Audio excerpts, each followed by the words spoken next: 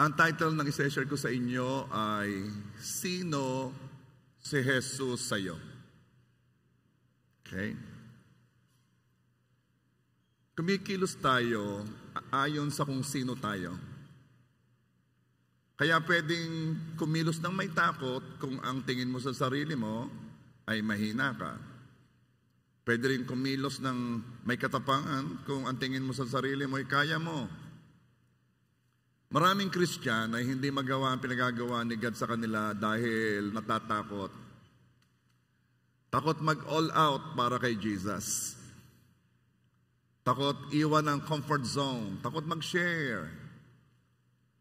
I remember noon, bago pa akong pastor, bagong-bago pa lang, komportable naman akong mag-speak doon sa loob ng ating maliit na church. Dati. Okay na yon. Doon sa maliit na church na napapalibutan ng mataas na wall na wala nakakakita sa labas. Pero, nung nagsisimula pa lang, very uncomfortable ako na mag-share sa mga services sa labas. Halimbawa, funeral service. Lalo na't nandoon ang mga kakilala ko, ang mga family friends. Napaka-self-conscious ko. Iniisip ko, mukhang sasabihin nila. And then, naririnig ko nag-uusap, di kasi ito yun. Di kaya anak ni Kaatoy. Yan pala yung nagpapastor na. Hanggang mga gayon, ibang mag-preach doon sa hindi kakilala pero yung mga familiar sa iyo, no? At napansin ko noon, pag may napansin ako na kahit maliit na reluctance o rejection, sa mga nakikinig, nasa-sensitive agad ako. Pagka may narinig akong parang ayaw mag-service doon, sabi ko, wag na. Kung ayaw pero galing yun sa fear Bakit? Kasi kumikilos tayo ayon sa kung sino tayo. At alam ito ng kaaway. Ginagawa niyang lahat para wag nating makita ang ating true identity. Sabi ni Paul sa Corinthians, sabi niya, mga taga-Corinthians, kayo hindi nabubuhay sa Espiritu, kayo yung mga baby Christians. Kaya ang aking itinuturo sa inyo yung mga gatas pa lang. Hindi pa ako nagbibigay sa inyo ng solid food o yung malalim na katuruan kasi hindi pa kayo ready. Yun ang sabi ni Paul. Pero ito ang kumuha ng pansin ko. Itong verse na nakasunod. 1 Corinthians 3 verse 3. You are still worldly. For since there is jealousy and quarreling among you, are you not worldly? Are you not acting like mere humans? Sabi ko, ano to? Kayo ba'y kumikilos na mga tao lang? Sabi ko paano ka kikilos? Di kisa dyan naman tao. Pero sabi ni Paul, are you acting like mere humans? Pag pag sa inyo may mga inggit, merong pag-away-away, di ba kayo makamundo noon? Hindi ba kayo nakilos na parang mga tao lamang? Sabi ko, nag-aari, ay di kisa dyan tao. Hindi ko alam, itinatago na pala ng kaaway sa atin ang ating true identity. Anong ibig niyo sabihin? Hindi tayo basta tao. Noong tinanggap natin si Jesus, hindi na tayo basta tao lamang. Tayo ay tao na kay Kristo. Malaki ang pagkakaiba noon. Noong tinanggap natin si Jesus, pumasok si Jesus sa ating puso. Si Kristo Jesus ay nasa atin at tayo ay nasa Kanya. Tayo at si Kristo ay isa. I wish there is a simpler way to explain it. Pero ganun magsabi ang Bible At hinahayaan ng Bible ng Holy Spirit na magpaunawa sa atin ng mga ganitong message. Ikaw, nung tinanggap mo ang Panginoong Yesus ng totoo sa puso mo, ikaw at si Kristo ay naging isa. Yung pagiging isa, hindi natin maunawaan minsan yon.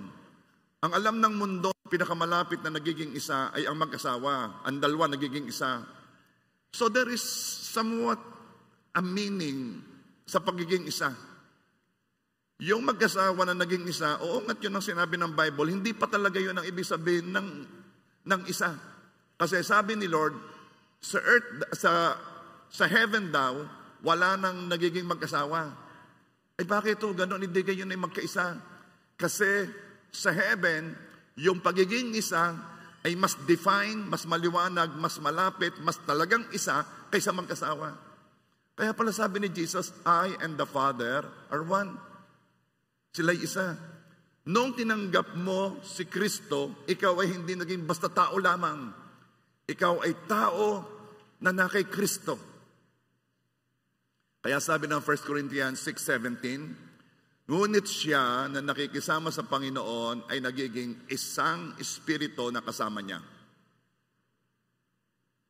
Now, ang ginagawa ng kaaway para wag tayong maging threat sa Kanya at wag nating maipalaganap ang kaharian ni Lord sa lupa, ay panatiliin tayo sa ating nakasanayang identity. Ano yung nakasanayang identity? Na tayo ay tao lamang. Kaya yung sabi ni Paul, you are not mere human. Hindi ka basta tao lang. Maraming Christians ay kumikilos ng napakahina compared sa kanilang potential. Napakababa ng level compared sa pwede nilang magawa. Bakit? Kasi kahit nakipag-isa na kay Kristo, ang akala ni Christian ay walang nabago sa Kanya. Uulitin ko, hindi tayo basta tao lang. Tayo'y tao na kay Kristo. Malaking pagkakaiba. Kilala natin ang ating sarili bilang tao. We know ourselves bilang tao. Alam natin ang ating weaknesses. Alam natin ang ating limitation. Pero hindi pa natin nakikilala ay kung sino tayo nung nakipag-isa tayo kay Kristo. Yes, kilala mo kung sino ka noon. Alam mo pinaggagawa mo. Alam mo yung sabi mong gagawin mo, hindi mo magawa. Alam mo kung sino ka. Alam mo yung kahinaan mo. Pero Christian, simula nang tinanggap mo si Jesus sa puso mo, itong hindi mo alam. Hindi mo kilala kung sino ka. Nung ikaw ay naging na kay Kristo na. Di ka na basta tao lang. Iba na ang level mo. At para lumabas ang potential mo bilang tao na may Jesus sa puso, kailangang makilala mo si Jesus. Ang pagkilala mo kay Jesus ang maglalabas ng iyong tapang.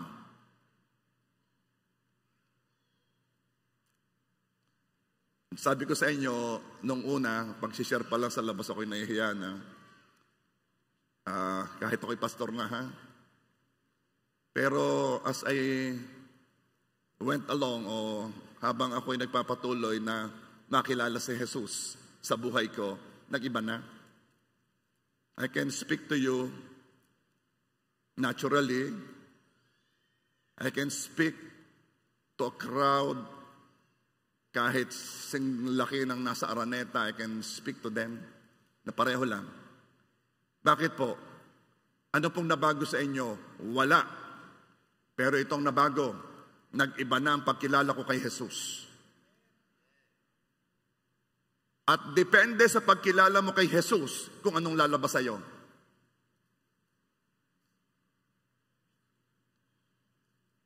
Kung ano ang pagkakilala mo kay Jesus ay lalabas sa iyo at sa pamamagitan mo ang katangian ni Jesus. Kasi ikaw at si Jesus ay iisa na. Malakas lang ang kaaway kasi ang inihaharap mo sa kaaway ay halimbawa si Aldrin. Haharap sa kaaway. Halimbawa, si Pastor Ferds, haharap sa kaaway. Halimbawa, si Aldwin, haharap sa kaaway. Malakas ang kaaway noon. Lakas. Pero, kapag humarap sa kaaway ay si Aldwin na kay Jesus, si Pastor Ferds na kay Jesus, si Aldwin na kay Jesus, walang kalaban-laban ng kaaway. Kaya po tayo ay talong-talo sa ating buhay Kristiyano. We don't know Christ. Hindi natin siya kilala. It's all about identity. May nangyaring transformation kay Peter Basahin ko sa inyo nangyari ha. Matthew 16:13. Tinanong niya ang kanyang mga alagad. Si Jesus ang nagtatanong na sinasabi. Ano bang sinasabi ng mga tao kung sino ang anak ng tao? O ano bang sinasabi nila tungkol sa akin? Sabi ni Jesus. Verse 14. At sinabi nila, ang sabi ng iba ay si Juan na taga-bautismo, na ikaw daw ay si John the Baptist. Ang iba naman ang sabi ikaw ay si Elijah, si Elias. At ang iba naman ay ikaw ay si Jeremiah. O isa sa mga propeta, yun ang sinasabi nila. And then, Matthew 16:15, sinabi niya sa kanila, ngunit anong sinasabi ninyo kung sino ako? Okay. Si Jesus, hindi masyadong concerned kung ano ang tingin ng mga tao nasa labas tungkol sa Kanya. Concerned siya kung ano ang tingin ninyo kay Jesus. Kayo na si Jesus ay nasa puso ninyo. Kayo na disipulo. Kasi ang kausap si Peter Jesus doesn't care how others perceive Him. Pero concerned siya, kayo, anong tingin niyo sa akin? Sino ako sa inyo?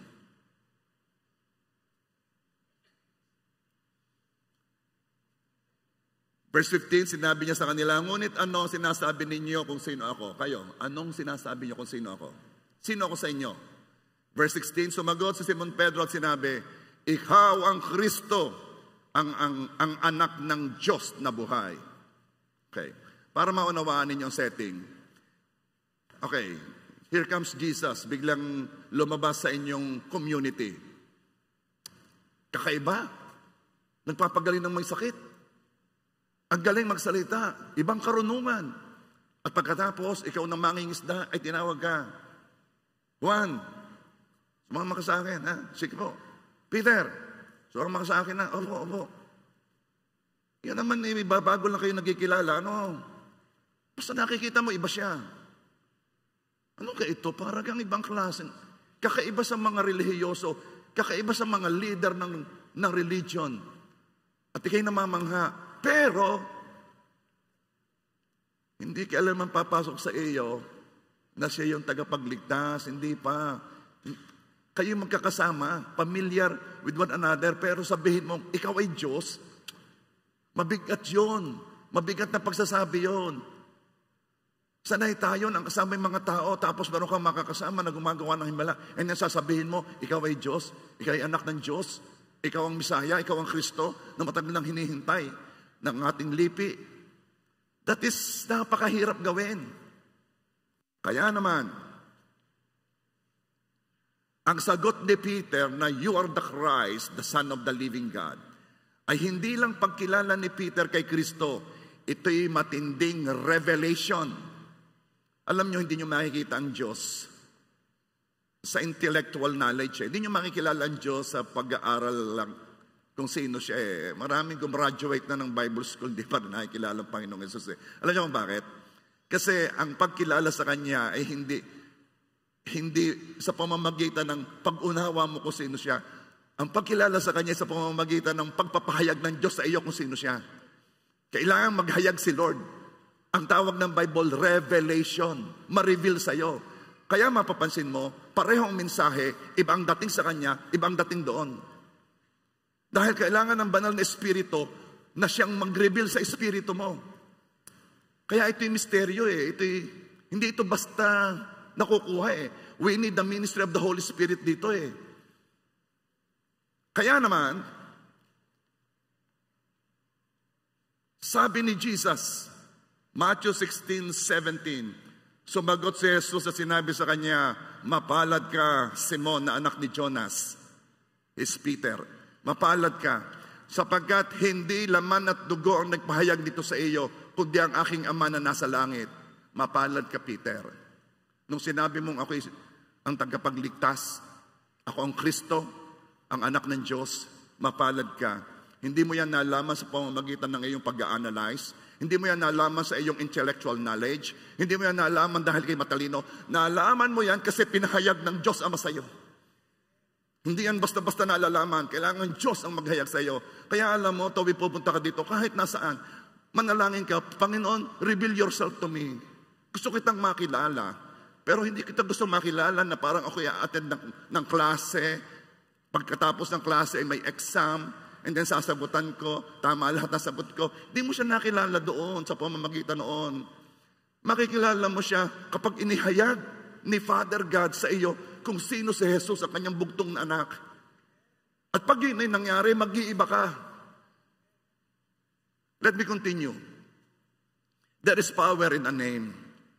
May kapangyarihan sa pangalan. At para mas maunawaan natin ang importansya, ang bigat, ang halaga ng sinabi ni Peter, kailangan nating malaman ang kapangyarihan sa pangalan. Sa mga Hudyo, ang pangalan ay hindi lamang for identification. Nasa pangalan na ng tao ang kanyang inherent responsibility, ang kanyang inherent authority, kasama na sa pangalang iyon. Mark 16:17. And these signs will accompany those who believe. In my name, they will drive out demons. They will speak in new tongues. In my name. There is power in the name. Meron akong napanood. Of course, hindi sila Christian, ano? Aba, nagpapalayas ang demonyo. Ang tawag ay exorcist.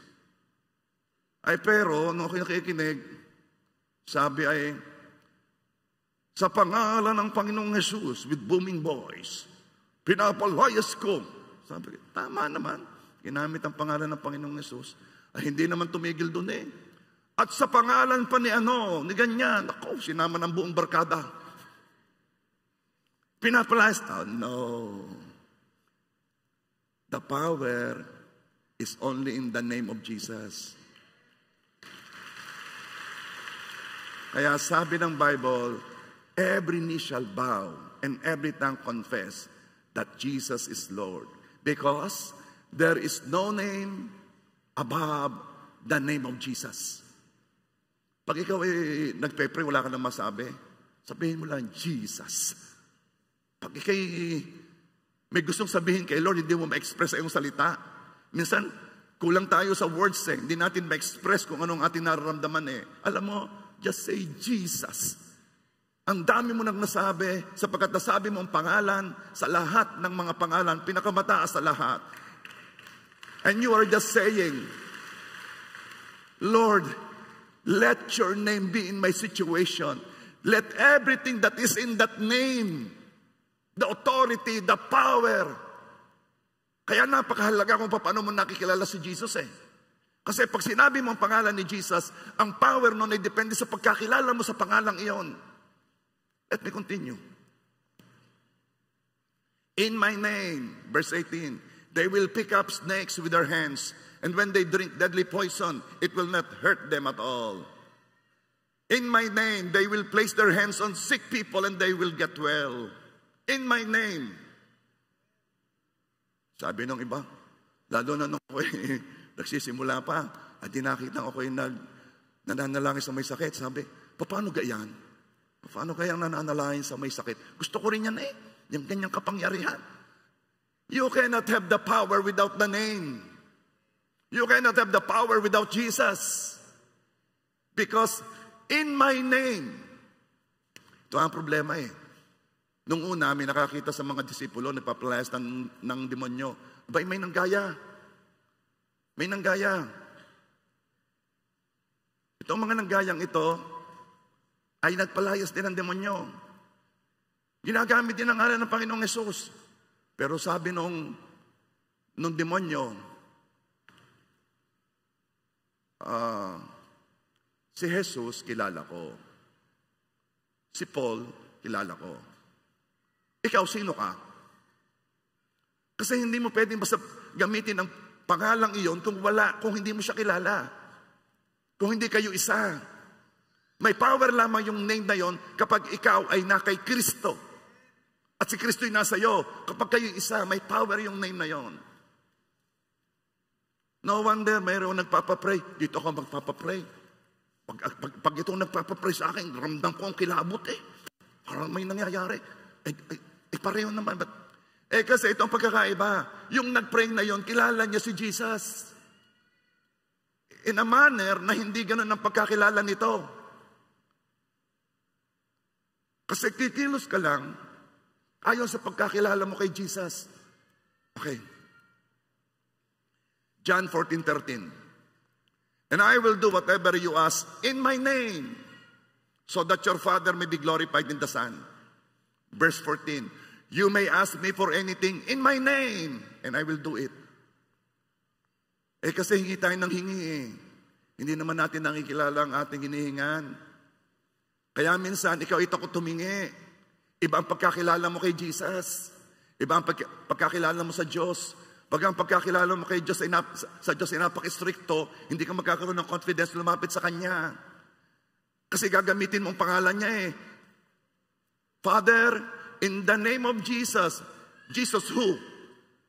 Si Jesus na ang pagkakilala ko ay matapang. Si Jesus na ang kilala ko ay stricto. Si Jesus na ang kilala ko ay napakahirap magbigay, napakaganit. Si Jesus na, kaya hindi ka tatanggap eh. Yung pagkilala mo kay Jesus ay mahalaga. Kaya bago mo sabihin, Father God, hinihingi ko ito in Jesus' name, unawain mo kung sino yung Jesus na yon. Siya yung Jesus na iniwan ng langit, bumaba sa lupa upang mamatay para sa iyo, ibinigay ang buhay sa iyo. Kung ibinigay na ng Diyos Ama si Jesus, kung ibinigay na ni Jesus ang kanyang buhay, kung ibinigay ng Holy Spirit ang kanyang sarili sa iyo, anong pipigil sa iyo para manalangin at humingi sa Kanya at sabihin, in Jesus' name, I ask. Kasi iba na pagkakilala mo sa Kanya. God is a giving God, a generous God. Are you there? Ang bagong silang na bata, kinukuha ang kanilang pangalan sa Ama. Diga? Okay. Halimbawa, pinanganak si Eric. Ang pangalan niya ay Peter Jesrick de Beira. Ba't hindi inandan? Ayan naman inandan din. Bakit kinuha sa Ama?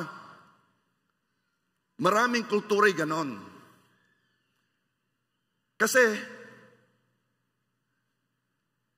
makikita natin sa Matthew 1:21 kung sino ang nagbigay ng pangalan kay Jesus. May bumabang anghel noong si Joseph ay naguguluminahan kasi nagbuntis si Maria, ay hindi pa naman sila nagkakaroon ng pagsasama. Gusto nang iwan ni Joseph si Maria. Malaking skandalo to. Pero bumaba ang anghel ng Diyos at sinasabi, Joseph, huwag kang mag-worry. Huwag. At sinabi niya, verse 21 ng Matthew 1, siya'y manganganak ng isang lalaki at ang pangalang itatawag mo sa kanya ay Jesus, sapagkat ililigtas niya ang kanyang bayan sa kanilang mga kasalanan. Joseph, ang ipapangalan mo sa batang ito ay Jesus. Ang nagpangalan kay Jesus ay ang kanyang ama. Kinuha ang pangalan ni Jesus sa Ama. Ang lahat na pangalan na ibinigay ng Diyos ay nagpapakita ng identity ng taong iyon at ng destiny. Ang name ni Jesus ay nagpakita ng kanyang identity. Sino si Jesus? Sabi dito, ang pangalang itatawag mo sa kanya ay Jesus sapagkat ililigtas niya ang kanyang bayan sa kanilang mga kasalanan. Sino si Jesus? Ano ang kanyang identity? Siya ang Savior of the world. Ano ang kanyang destiny? Ano ang kanyang magiging fate? He will bring salvation to all mankind. Di nyo napapansin? Iba talaga ang pangalan ng Panginoong Yesus. Iba talaga ang Panginoong Yesus. Yung Olympic ceremony, yung opening, di kayo yun ay nagkaroon ng malaking issue. Kasi binlaspheme nila ang Panginoong Yesus eh. Yung Last Supper, ay ginawa nilang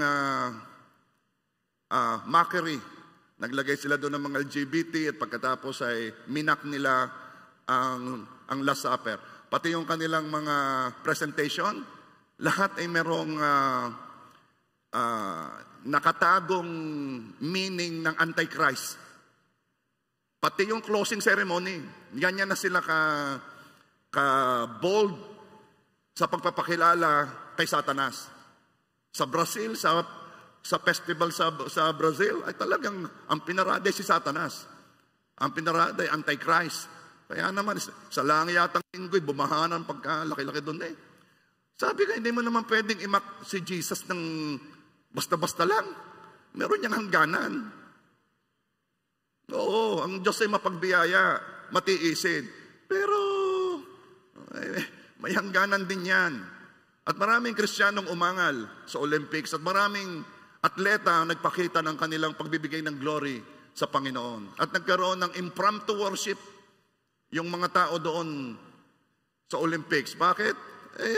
Napakabold na ng espiritu ng Antichrist eh. Talagang malapit nang dumating ang Panginoong Yesus. Pero itong napansin ko at siguro napansin din ninyo. Bakit hindi nila minamak si Muhammad o si Allah? Ba't hindi nila binablaspheme si Buddha? Ba't hindi nila binababa yung ibang mga Diyos-Diyosan, kung sino man? Bakit si Jesus? Hindi napapansin? The world is against Jesus. Alam niyo kung bakit? Kasi siya ang totoo. Siya ang tunay.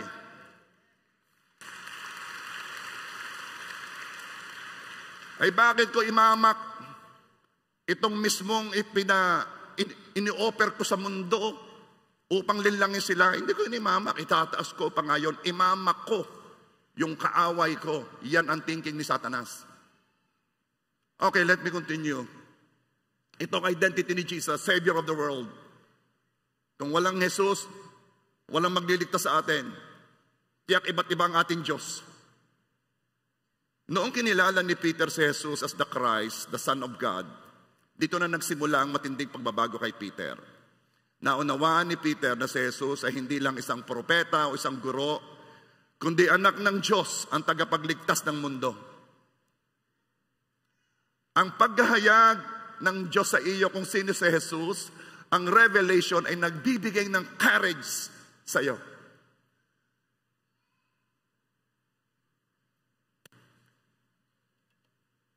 Tayo nag-church planting sa Albay. Ramsey, nandito ka ba, Ramsey? Where are you? Raise up your hand. Ramsey. Okay. Yan si Ramsey, magsisimula na rin ng another church pa rin doon sa isang city sa Albay. So magiging dalawa na ang churches natin doon. Alam niyo yan, nagsisimula ng church. Hindi yan ganun kadali Marami yung Pero alam niyo, by God's grace, hindi ako natatakot. Hindi ako Bakit? Kilala ko si Jesus. Kilala ko si Jesus. Diyan magaling ang ating Panginoong Jesus. Kasi ang pangalan niya ay Savior. Ang destiny niya ay saving all people.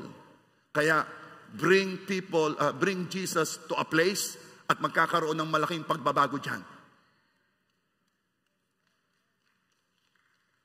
May yung mga first time na dumadating dito, ang unang sinasabi, kadami ninyo, ang laki na pala ng ay napag-alaman ni Pastor Eric, na marami nga pala tayo kasi habang siya'y umiikot, ang sabi sa kanya ng ibang mga tao, Pastor, ako po'y JA1.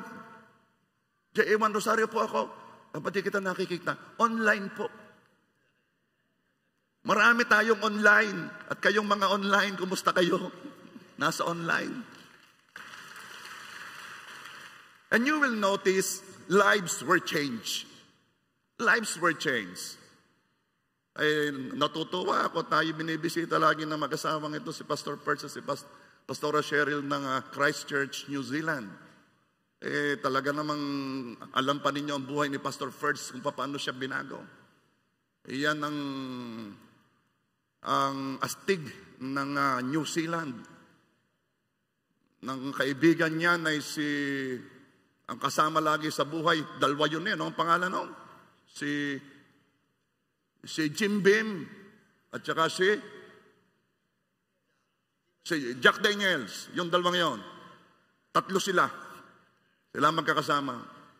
And look how God changed his life. The life of his family. Ngayon, sila na ang senior pastor sa New Zealand, sa Christchurch. At yung kanilang nag-iisang anak si Angelica, ang youth pastor. Paano nangyari ng pamilyang ito na noon ay broken? Sabi ni Pastora Cheryl, noon ay broken, ay nabuo, at ngayon pinaglilingkuran ang hari ng mga hari at ang Diyos ng mga Diyos. Ito po ay nasa iyo. Kaya pagkilala mo siya, that in my name you shall cast out demons. In my name you shall lay hands on the sick and they shall recover. Kung kilala mo siyang ganon, di ka takot. Di ka takot.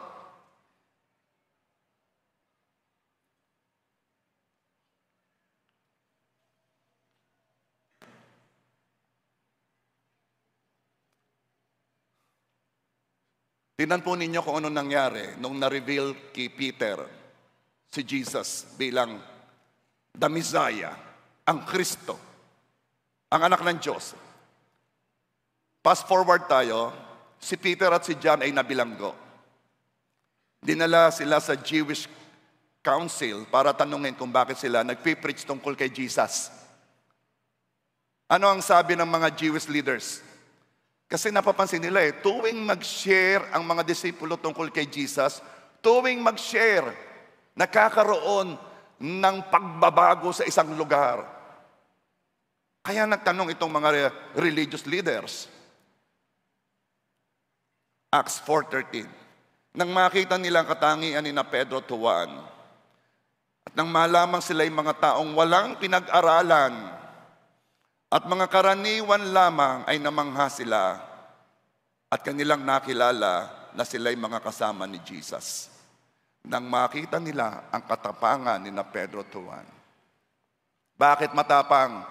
Because they are sharing Jesus. Jesus of Nazareth. Sineshare nila doon sa mga Hudyo na ang paniwala ay pagdating ng tagapagligtas, ito'y dadating bilang isang hari, isang malakas, makapangyarihan. Pero ito naman nung dumating ay isang mahirap, isang pangkaraniwan lamang na Jesus. Bakit ka ganyan? Bakit mo tinuturo yan? Pero ang nakapansin sa kanila, bakit ang tapang mo? Ba't ang tapang mong i-share si Jesus? And then ito ang kanilang naging comment. Ito lang ang alam ko nakasama nila si Jesus. Alam mo, kung ikaw ay nahihiya pang mag-share sa iyong office, kung nahihiya ka pang mag-share sa kamag-anak mo, kung nahihiya ka pang mag-all out kay Jesus, isa lang, nakasama mo ba si Jesus? Kailangan nakasama mo siya. Kailangan nakilala mo siya.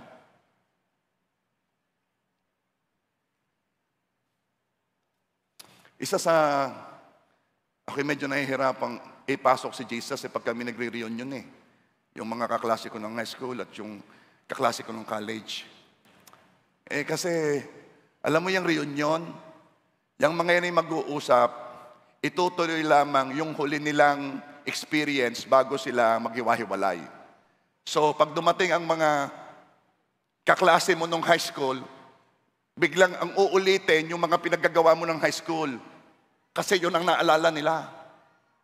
Tanda ko ito Ito kung sasabihin pa yung mga ginawa mong palpak. Paano ka mag-share? Ibang-iba ka na ngayon. Hindi mo naman masabi. Hindi mo naman sila nakasama ng how God develop you. Paano ka mag-share dyan? Pero alam mo, iba pag kilala mo si Jesus naghihintay ka ng puwang. Naghihintay ka kung paano papasok. At mamaya, tutulungan ka ng Banal na Espiritu, biglang tatanungin ka, ito, ano kayang napasok mo? Ano kaya? Siya ka. Eto na yan. At hindi ka nahihiya. Hindi ka tulad noon. Naku, I'm telling you, magkukonfess sa inyo, ako yung hiya noon. Hindi pa ako makapag-all out. Pastor na. Hindi pa makapag-all out. Bakit? Ang tapang kasi natin ay depende kung paano natin nakikilala si Jesus. Ang tapang nating harapin kahit sino man.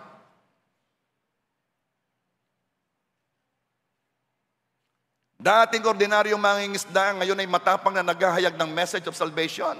Yan si Peter, yan si John. Ang mga mangingisdang ito ay binago.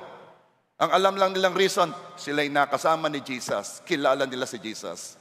Yes, church, ang makilala si Jesus ay nagbibigay ng tapang sa atin upang harapin ang hamon ng buhay. Kaya ang tanong ko, sino si Jesus sa iyo? Kung nireveal na ng Diyos si Jesus bilang tagapagligtas mo, at alam mo na iniligtas ka niya sa impyerno, parusa ng kasalanan, di yan pa ba naman sa sitwasyon mo ngayon, hindi ka niya iligtas? Ulitin ko ha. Ito naman kung reveal sa iyo.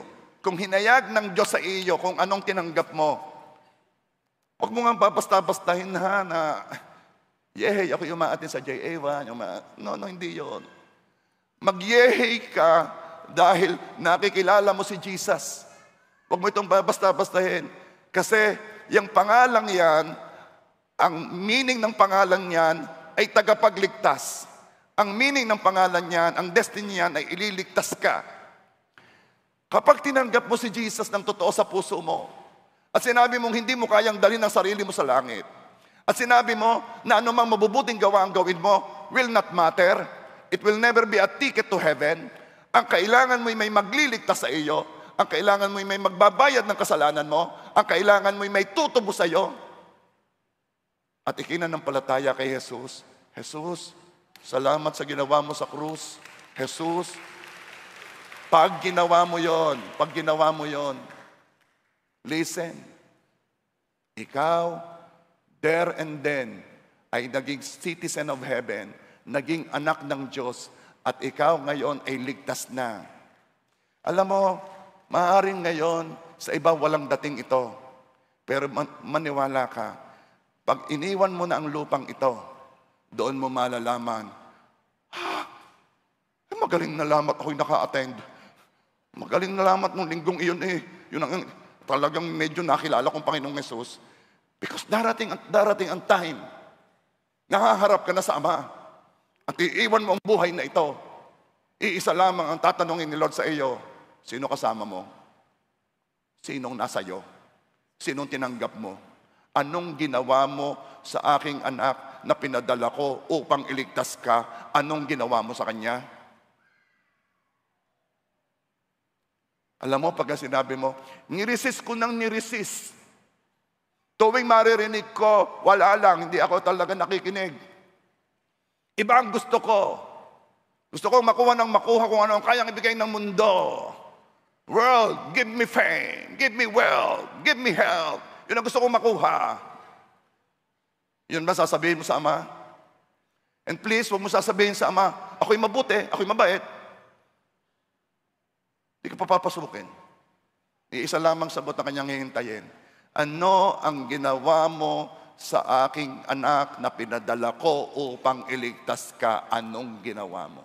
At pag sinabi mo, ako po ay nagtiwala sa Kanya. Ako po'y nanampalatayan. Ang ginawa niya sa krus nung siya'y namatay ay kabayaran sa kasalanan ko. Ako po'y nanampalatayan na kinuha niyang kasalanan ko at ibinigay niya ang katuwiran niya sa akin. Ako'y naniwala at nanampalataya. At kung iyon ang laman ng puso mo ngayon, I am very sure ikay anak ng Diyos. I am very sure na ikay ligtas. Eh bakit ho hindi pa nagbabago kung ganon? Ito yon. Yung pagkilala mo kay Jesus, kailangang ma-develop. Kailangang makilala mo si Jesus. At hindi lang yon. Kailangang alam mo na yung Jesus na yan, na binigay ng Diyos, ay nasa iyo. At kayo'y iisa.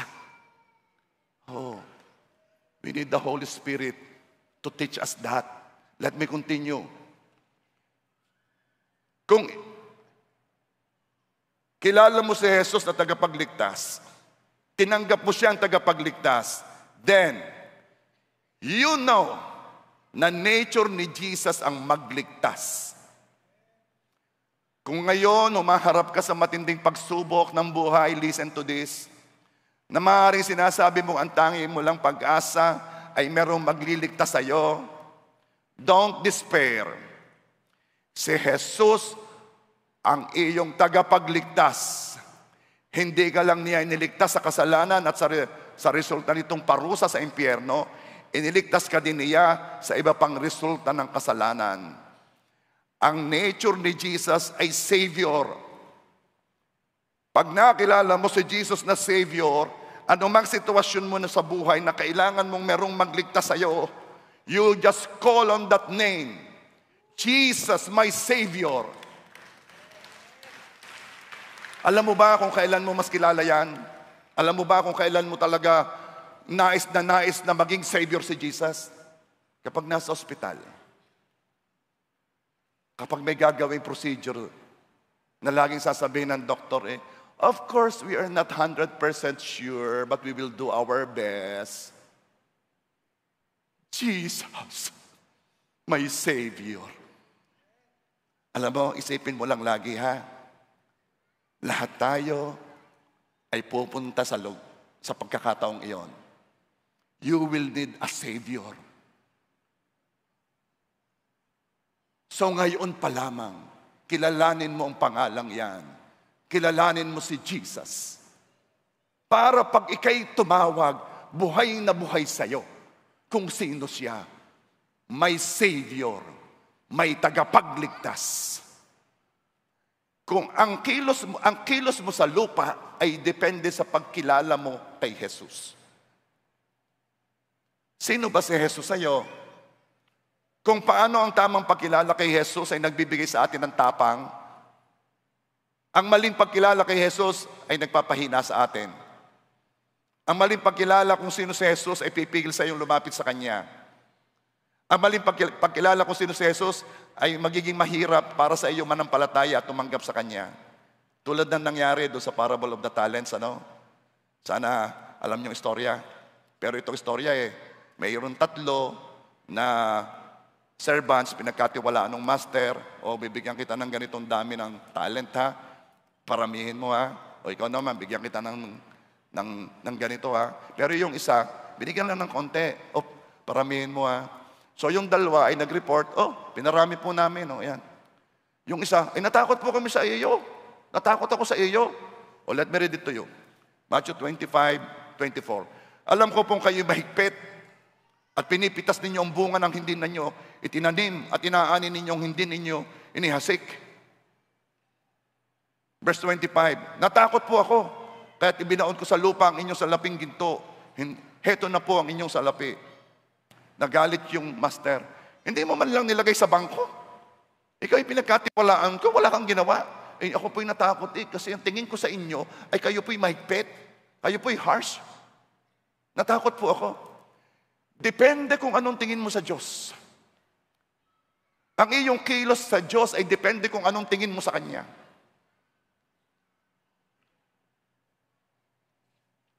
Dahil sa limitadong revelasyon ni Judas kung sino si Jesus, hindi kilala ni Judas si Jesus Ipinagkanulo ni Judas si Jesus sa halagang 3 pirasong pilak. Ang pagkakilala lang ni Judas kay Jesus ay isang wise teacher, isang guro. Hindi sapat na revelasyon para mapaglabanan ng tukso ng pera. Ipinagkanulo ni Judas si Jesus. Kasi hindi niya kilala si Jesus. Kung na-reveal lang si Jesus kay Judas bilang tagapagligtas, maaaring sa gitna ng matinding guilt at pag-uusig dahil sa big time na pagkakasala niya laban kay Jesus, kung kilala niya si Jesus na tagapagligtas, it could be, maaari siya'y lumapit kay Jesus kasi kilala niyang tagapagligtas. Ikaw na maaari ngayon ay dumadaan sa mental health issues. May mga suicidal tendencies. Sobrang depressed. Sobrang lungkot. Hindi mo alam, basta na lang nangyayari. May sasabihin ako sa iyo, kilalanin mo si Jesus, ang iyong tagapagligtas. Kaya kang iligtas. And call upon His name. Sino si Jesus sa iyo? Ikaw ba'y iniusig ng kasalanan ng iyong ginawa? Hanggang ngayon ba ay dinadala mo ang bigat ng guilt ng mga kasalanan mong ginawa? Meron kang tagapagligtas. Huwag kang papayag na panghinain ka ng guilt ng mga kasalanan ginawa mo noon. Ano mang laki na yan. Dahil kung pinagsisihan mo na yan, ay kinuha na ni Jesus yan sa'yo, inako niya ang parusa para sa mga kasalanang yan. Maraming Kristiyano ay paralyzed, hindi makapaglingkod, hindi makapag-all out kasi sila ay bothered, sila ay nababothered o burden sila ng kanilang mga kasalanan. At sinasabi nila, hindi ako pwede. May sasabihin ako sa iyo, lahat ng ginamit ng Panginoon ay makasalanan. Lahat ay makasalanan. Lahat na nagpagamit sa Panginoon na hindi nagsimulang ayos. Marami pang inaayos yan ay nagpagamit na. Pero anong pagkakaiba? Hindi nila hinayaan na sila ay igupo ng guilt ng kasalanan. Hindi nila pinayagang sila'y panghinain ng panguusig ng kaaway sa kanila. Hindi sila pinanghina noon. Anong ginawa nila? Pag bumubulong ang kaaway, sobra ka naman, akala mo ikaw sino, pa Jesus ka pa di, alam mo naman ang ginawa mo. Ito ang nangyari. Kilala nila ang kanilang Jesus. Kilala nila na 2,000 years ago, binayadan ni Jesus ang kanilang kasalanan. Oo nga sila'y nagkasala, pero may nagbayad na at hindi yun pwedeng ibigay sa kanila. May kumuha ng guilt sa atin. Kaya pwede kang maglingkod. Huwag mong hayaang pigilan ka ng guilt mo. Sharean mo yung kasama mo. Isama mo. Bakit? At the end, yun lang ang mahalaga. At the end, yun lang ang mahalaga. We will leave everything here on earth. At the end, ang dala mo lamang ay may relasyon ka ba kay Jesus? And then make sure, ang iyong anak, ang iyong asawa ay makakilala sa Panginoong Jesus. Make sure. Let me continue. Gusto natin alam ang lahat bago kumilos. Gusto natin alam lahat. Alam mo, lalakas lang ang loob ko kapag alam ko kung bakit ito nangyari, alam ko yung susunod na mangyayari, alam ko yung nasa isip nila. Gusto ko alam lahat. Give me information para lumakas ang loob ko dito sa aking gagawing kilos. Oh no. Hindi lalakas ang loob mo, hindi ka magkakaroon ng tapang harapin ang mga challenges ng buhay na ito sa pamamagitan ng pag-alam sa lahat ng nangyayari. No. Lalakas ang loob mo, magkakaroon ka ng kakaibang courage, harapin ang hamon ng buhay kung kilala mo si Jesus na kasama mo. Hindi ko po alam mangyayari. Kung tatanggapin doon, hindi ko alam. I don't care. Kilala ko ang Jesus ko. Kilala ko ang pinaglilingkuran ko. We will go there. We will share the word. Ipapakilala natin si Jesus sa kanila. Bahala si Jesus. Kaya pala sabi ng 2 Chronicles 20 verse 12, hindi po namin alam ang aming gagawin, sa inyo lamang kami umaasa. Pag dumating ang time, hindi mo na alam ang iyong gagawin. Hindi ko po na alam ang gagawin ko sa negosyo kong ito Hindi ko na po alam ang gagawin ko sa asawa kong ito Hindi ko na po alam ang gagawin ko sa mga anak kong ito Hindi ko na po alam ang gagawin ko sa aking grades Hindi ko na po alam ang gagawin ko sa buhay ko Hindi ko na po alam pero Panginoon, sa iyo ako umaasa. Kilala kita. Ikaw ang aking tagapagligtas. At nagkakaroon ka ng ibang lakas. Hindi dahil alam mo ang lahat na gusto mong malaman, dahil kilala mo kung sino ang kasama mo. Sino si Jesus sa iyo? We are living in a very imperfect world. Meron tayong laman na gustong gayahin ang pattern ng mundong ito. Ang mundong itong wala nang ginawa kundi ilayo tayo kay Jesus. And then nandito pa si Satan na sabi ng Bible ay katulad ng isang umaatungal na leon. Ang mabuhay sa mundong ito na walang Jesus ay nakakatakot. Uulitin ko, ang mabuhay sa mundong ito na walang tagapagligtas ay nakakatakot.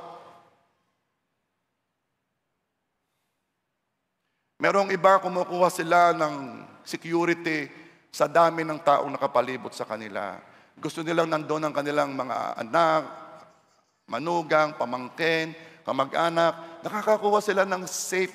They feel safe kapag palibot sila ng mga taong kanilang mga nagmamahal sa kanila. Ang iba naman, they feel safe kapag sila'y may pera. Naalala ko yung isang kilala ko na general na ang sabi niya, lagi siyang may 30 mil sa bulsa para halimbawa at kailangan at siya inatake sa puso, ay siya makakapunta sa ospital at siya tatanggapin kasi lagi nahingi ng deposit. Ang kanyang security ay kapag meron siyang pera. Ang iba naman, they feel secured kapag so many things. Pero may sasabihin ako sa iyo, nakakatakot manirahan sa mundong ito. Kung yan lang ang pinangahawakan mo. Nakakatakot. Siguraduhin mo na meron kang kasamang tagapagligtas na anuman ang mangyari, hindi ka iiwan, hindi ka pababayaan. Kaya naman ang sabi dito sa John 16:33, sinabi ko ito sa inyo upang sa inyong pakikipag-isa sa akin ay magkaroon kayo ng kapayapaan. Lahat na walang Jesus sa puso, nabubuhay ng takot.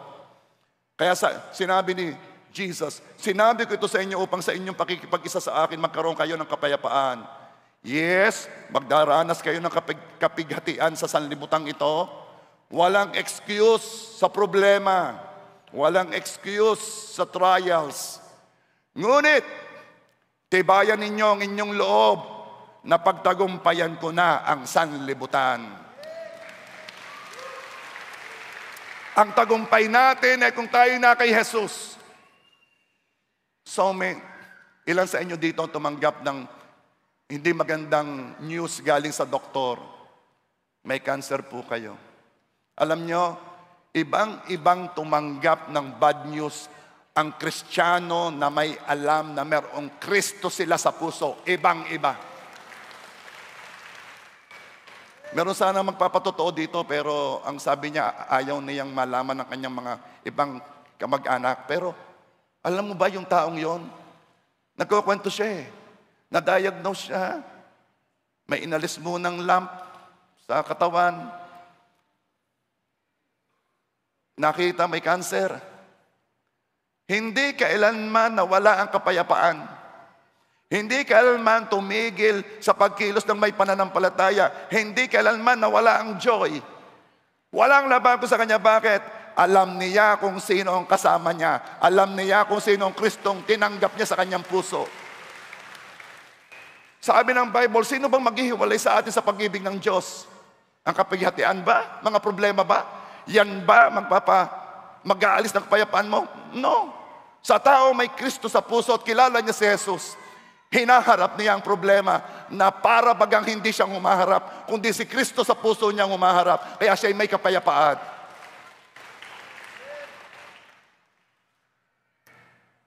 Sino si Jesus sa iyo? Hayaan mong ihayag ni Jesus ang kanyang pangalan sa iyo. Siya ang iyong provider. Siya ang iyong supplier. Philippians 4:19, and my God will supply every need of yours according to His riches in glory in Christ Jesus. Si Jesus ang nagpakain ng 5,000 lalaki. Hindi na binilang ang babae at ang bata sa pamamagitan lamang ng ilang pirasong tinapay at isda. Siya ang iyong provider. Anong kailangan mo? Tingnan mo at kilalanin mo si Jesus. Hindi kailanman siya magkukulang at hindi siya mawawala ng paraan para ikaw ay iligtas sa iyong financial difficulty na yan. Bakit? Siya ang iyong provider. Siya ang iyong supplier. Amen ba? Siya ang nag-provide ng alak noong naubusan na ang naghahanda sa kasalan sa Kana. Siya ang nagbigay ng pangbayad sa tax kay Peter at kinuha sa bibig ng isda. Siya ang iyong provider at hindi siya mawawala ng paraan para ikaw ay tulungan. Sino si Jesus sa iyo? Siya ang iyong defender. Psalms 18 verse 1 and 2. Iniibig ko kayo, Panginoon. Kayo ang aking kalakasan. Panginoon, kayo ang aking matibay na batong kanlungan. Ang pananggalang. Kayo ang aking tagapagligtas na nag-iingat sa akin. Oh, read Psalms. Know your Jesus.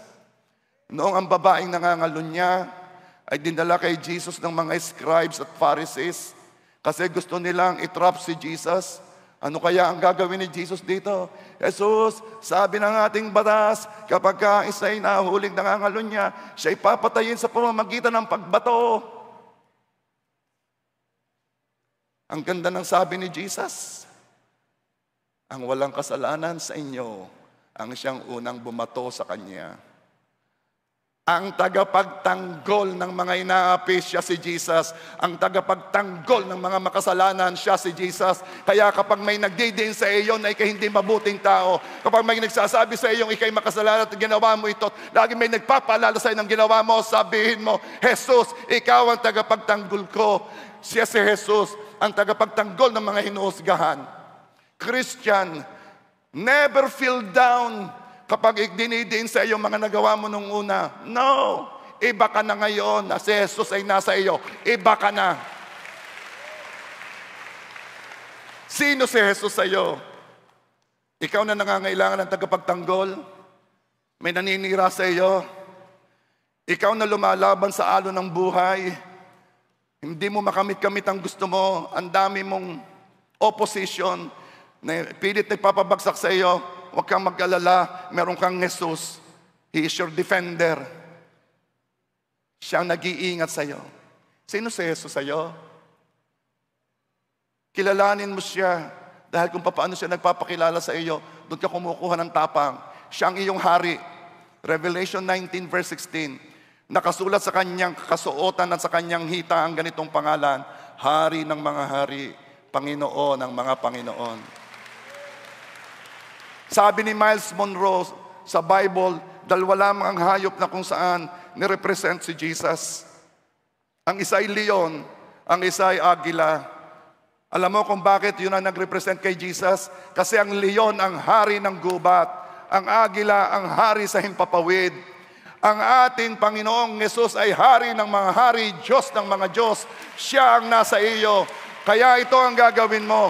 Kapag may hinaharap ka na mga sobrang malalaking mga bagay, sobrang malalaking tao, sobrang malalaking sitwasyon, lumapit ka na kakaiba sapagkat dumadating sa sitwasyong iyon. Ikaw at ang hari na magkaisa ay dumadating sa sitwasyong iyon. At pag dumating ang hari, lahat ng luhod ay luluhod. Lahat ng tuhod ay luluhod. Bakit? Dumating ang hari. No Jesus. Kaya tayo hirap na hirap lumaban sa mga problema sa pagsubok ng buhay. Ang dali nating umiyak, ang dali nating manghina. Hindi mo kilala si Jesus. No, Jesus. Humingi ka ng revelation sa Ama. Panginoon, ako po i-attend ng church. Reveal yourself to me. Gusto kitang makilala. Kaya walang masyadong nagbabago sa ating buhay Kristiyano. Hindi natin kilala si Jesus. Kaya simula nung ikaw ay tumanggap sa Panginoong Jesus hanggang ngayon, walang nababago sa buhay mo. Hindi mo kilala si Jesus. And ask God, Lord, reveal yourself to me. Gusto kitang makilala. And it will change you. Sino si Jesus sa'yo? Siyang iyong Savior. Alam mo, habang bumubukal ang pagkilala ng Diyos sa iyo, mawawala ang iyong takot. Ano bang tumatakot pa sa iyo? Alam mo ba sabi ng John 8:24? Listen to this. I told you that you would die in your sins, for unless you believe that I am He, you will die in your sins. Hanggat hindi ka naniniwala na ako si Jesus na iyong tagapagligtas, na ako'y namatay sa krus para bayadan ang kasalanan mo, na kinuha ko ang kasalanan mo at ibinigay ko sa iyo ang katuwiran ko. Hanggat hindi ka naniniwala at nagtitiwala sa akin, mamamatay ka sa iyong kasalanan.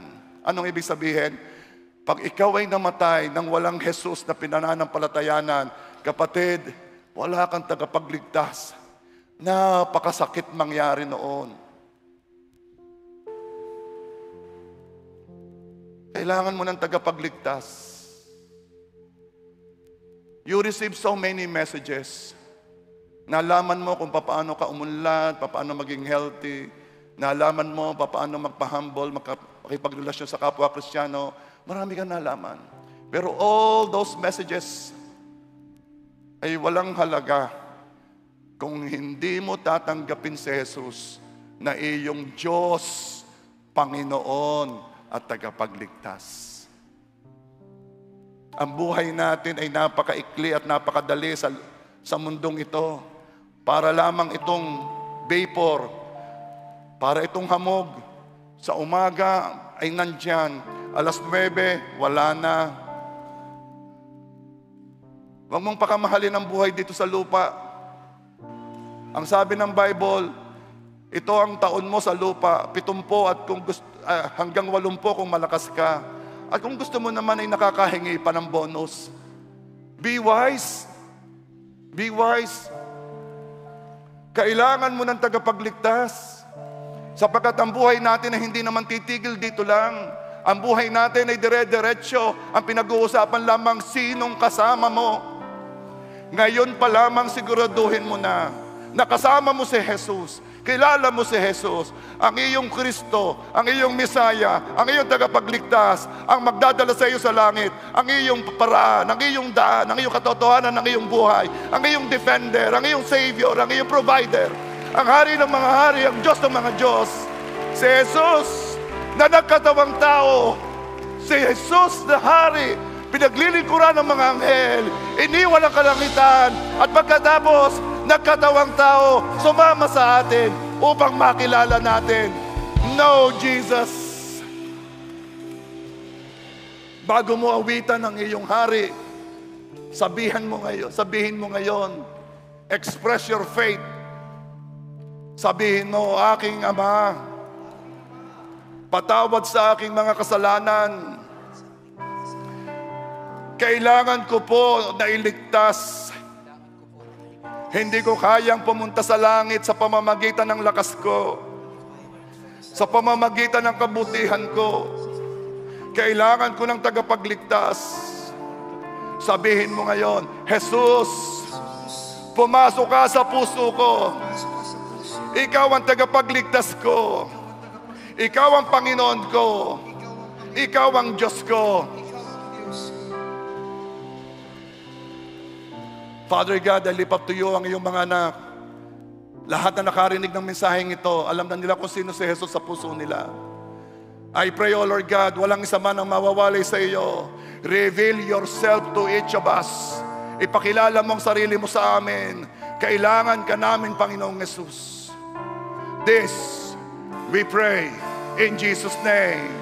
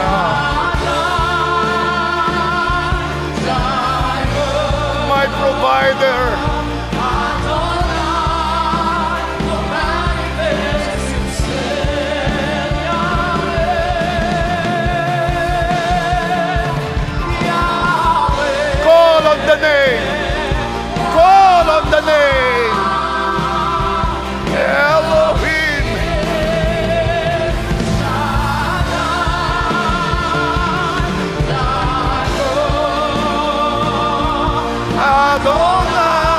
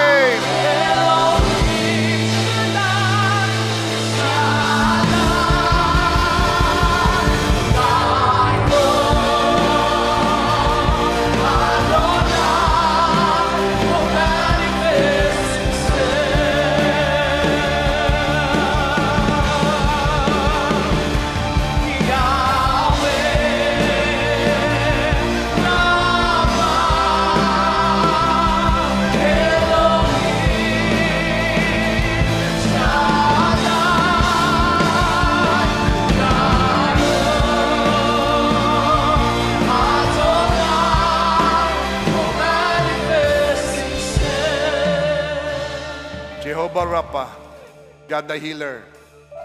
Kung paano mo kilala si Jesus, He will manifest Himself. He will be strong in your life the way you know Him. Lahat ng dinala na mga may sakit kay Jesus ay pinagaling niya. Maliban sa taga-kanila na noong dumating si Jesus, sa halip na kilalanin bilang Jehovah Rapha, kilalaning Messiah, ay sinabing, di ba ito'y anak ni Maria? Di ba ito'y anak, nandito ang kanyang mga kapatid? No, hindi siya kinilala. Napakahalaga ng pagkilala natin kay Jesus. At ngayon, if you know Jesus as God the healer, Diyos na nagpapagaling, nagpalakad ng pilay, nagbigay ng paningin sa bulag, bumuhay ng patay. Kung kilala mo si Jesus bilang Diyos na gumagawa ng himala, may sasabihin ako sa iyo, siya ay nakatira sa puso mo. And He will manifest Himself sa katawan mo. Kaya ngayon, may matinding magaganap. Hawakan mo ang parte ng katawan mo na kung saan ima-manifest ni Jehovah Rapha ang kanyang katangian. Nature niya ang magpagaling. Iyon ang karakter niya. Hawakan ang parte ng katawan. Sige. Jehovah Rapha. Jehovah Rapha. Call on the name. Jehovah Rapha. Jehovah Rapha. Jehovah Rapha. Manifest. Manifest.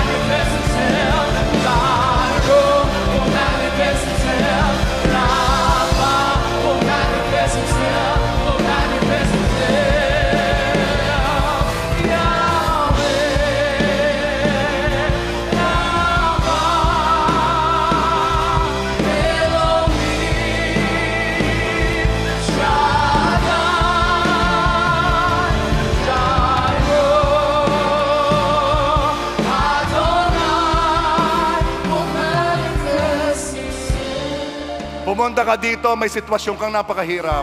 Pumunta ka dito, grabe ang iyong hinaharap na problema, pagsubok, trials, test. May sasabihin ako sa iyo, marami ang narinig, may tinuturo si Lord, nagpapakilala si Lord. Yes, totoo yun. Pero may sasabihin din ako sa iyo, gusto makilala mo, gusto ni Jesus na makilala mo siya bilang tagapagligtas. Bilang tagapagligtas. At kaya ni Jesus ikaw iligtas sa sitwasyon na iyan. Kung ikaw yon, call on the name of Jesus.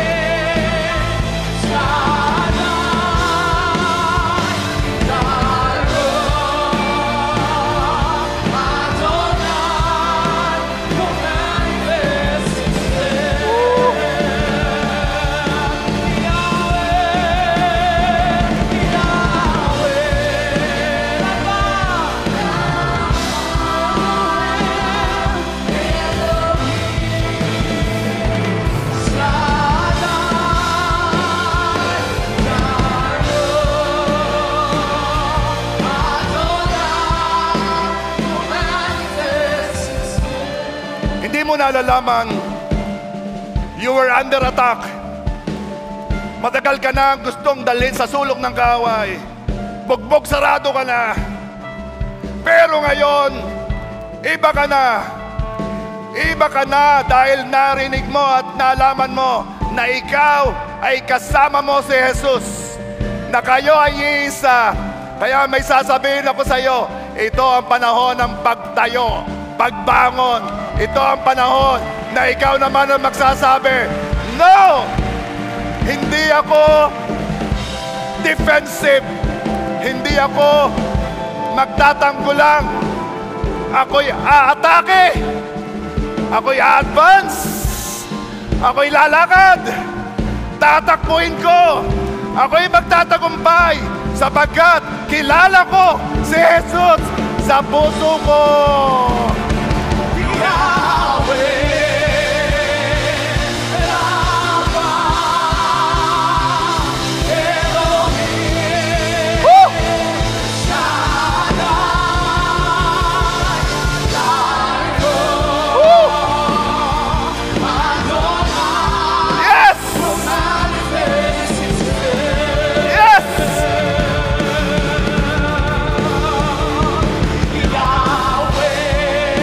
Attack the problem! Attack the enemy!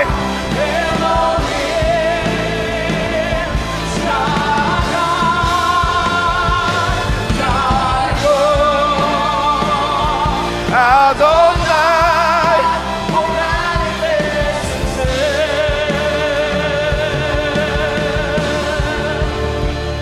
Sa bawat araw, sa bawat hamon ng buhay, hindi ka natatago. Hindi ka matatakot sa pananakot ng kaaway. Hindi ka tatakot sa pananakot ng kakulangan. Hindi ka matatakot sa pananakot ng sakit karamdaman. Hindi ka matatakot sa pananakot ng mga problema sa relasyon. Bakit? Sapagkat you have in you the name above all names. You have in you the King of all kings. Ang nasa iyo'y hari. Kaya ngayon, kikilos kang tagumpay. Kikilos kang victorious. Dahil ikaw at ang Diyos ay tagumpay. Kanino yun? Kanino yun? For the last time, call on the name of Jesus. If you worship Him, He will manifest Himself. If you call Him, He will manifest Himself.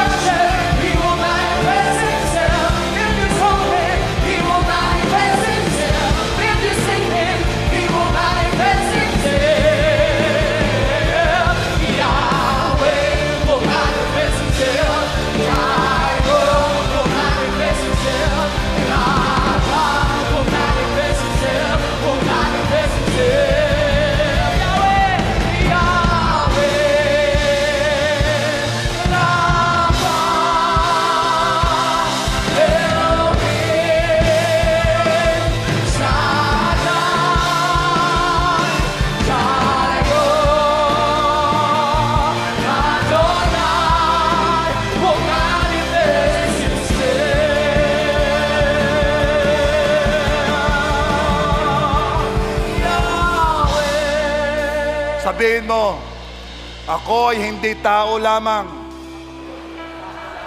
Ako ay tao na kay Kristo. Ulitin mo, ako ay hindi basta tao lamang. Ako ay hindi basta tao. Ako ay tao na kay Kristo. Ako ay tao na kay Kristo. Ako at si Kristo isa. Ako at si Kristo ay isa. Sabihin mo sa katabi mo, ikaw at si Kristo isa. Father God, marami pong salamat sa inyong pagpapahayag, sa inyong revelation. Lord God, kami po ay lumalim pa sa pagkakilala kay Jesus. Biyayaan mo kami na makilala pa ng lubos ang aming tagapagligtas. Salamat po, Ama. This I pray in Jesus' name. Amen.